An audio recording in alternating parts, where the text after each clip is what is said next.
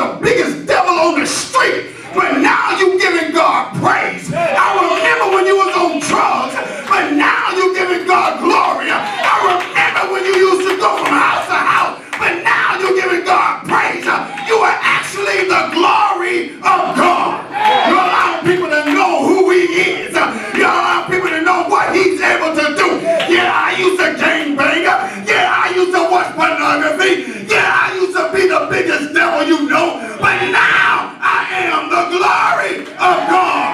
I am the walking billboard of God. I am the walking testimony of God. A greater witness than that of John. You bet I am.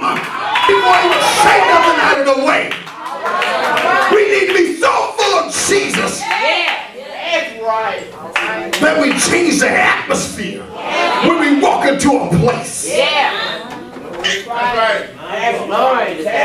That's where we need to be. That's right.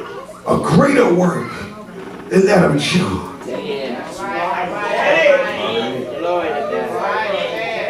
And when we put our works to work,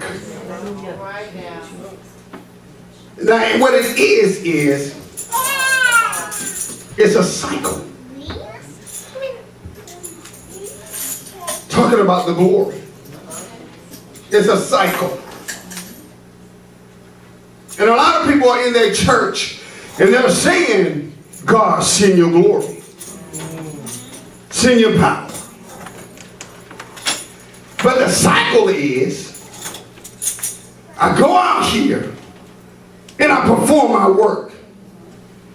I go out here and I see what you've done for me.